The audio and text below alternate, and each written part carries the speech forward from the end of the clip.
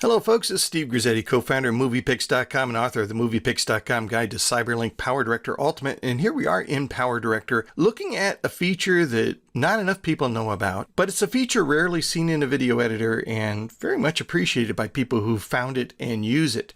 You can get to the screen recorder by going to the Capture workspace. You can do that by going to the File menu here and selecting Capture. And in the Capture workspace, there is the access or the button that launches the screen recorder. But if you want to stay right in the Edit workspace, go back there by selecting that from the File menu. You can also access the screen recorder under the Plugins menu. I'm going to select Screen Recorder, and it minimizes my PowerDirector program in the background. I'm just going to click on that on my taskbar here to bring that back, and then click on my screen recorder to bring it to the front. So here on the screen recorder, I have a number of really cool options. You can see I have the microphone activated. I've selected the USB audio device, the same microphone I'm recording my tutorial on, and I'm actually recording my tutorial with a separate program. But there's some other cool options we'll look at in just a minute. You can set your recorder to record full screen. You can set it to record a game or to lock to an app, like for instance, PowerDirector.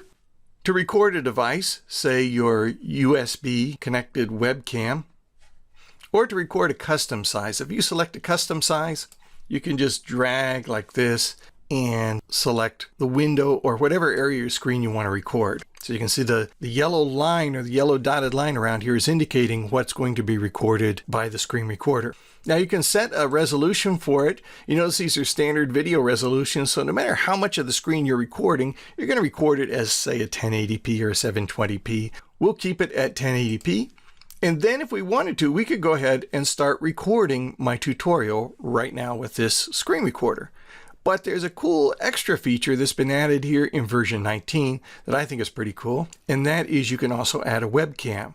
Now, this webcam is going to be shown as an inset in your screen recording, so it'll be kind of like floating there, and you'll be able to see my face as I'm recording my tutorial. So rather than launch it here, I'm going to go up here to the cog at the top of the screen recorder. This will open up my preferences, and I can select webcam. And I can select from there my USB connected webcam. Now this opens up a preview window and you can see the inset there. Now we're starting to get sort of a wormhole of a preview on top of a preview on top of a preview. But there I am in the upper corner on my webcam, and you can see me at the same time as I'm leading my tutorial. Now don't worry that you can see all these previews here. This is all going to disappear once we start recording. But you notice I've got behind me sort of a poor man's blue screen. I've just got a blue sheet hanging up back there. If you go over here to the preference panel, I can actually chroma key that out. So if I select chroma key and then select my sampler here, this little eyedropper, and click on the background to select that color and then move that color range, that will make the background vanish completely in case I want to be a floating head. Or I can actually select a background image by clicking on this button down here, browse to one on my hard drive.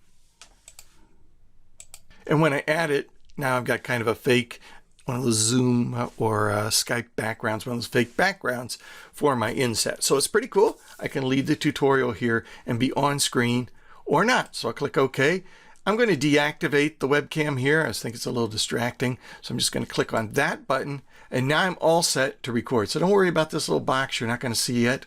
Let's go ahead and click record. And we're going to record a 1080p version of the program in the background. So I'll click record. 3, 2, 1. And here we are recording our tutorial in CyberLink PowerDirector. And say I've recorded a 5-minute tutorial or a game demo. All I need to do is go down here to the taskbar again and select the screen recorder so it goes back on top. Now I can either pause it by clicking on this button or pressing F10 on my keyboard, or I can stop it completely. And if I stop the recording completely by clicking F9, my screen recording is added to a Windows directory. There it is. And now I can edit it right in PowerDirector. So I'm going to just drag it from here right into my media room. There it is. And I can drag that then down to the timeline. And it is a 1080p video recording. Isn't that cool? Of my tutorial, complete with sound. And I can manipulate that or edit it any way I want. So it's kind of a cool feature. You don't often see it incorporate it into a video editor. And if you try to record with, say, Fraps or Elgato or one of these third-party recording programs, you quite often can't interface well with a video editor. So it's very nice to have this recorder built into the editor so that way you can record your tutorial and edit it in the same program. A very nice feature that's being improved, it looks like, every generation here in PowerDirector. And if you want to know more about the program, more about the screen recorder, more about every tool in the program, be sure and check out the tips and tutorials we have at moviepix.com. Want to know everything about everything about CyberLink PowerDirector Ultimate? Check out the moviepix.com guide. It's available at amazon.com. I'm Steve Grizzetti. I wrote the book, and I hope to see you at MoviePix.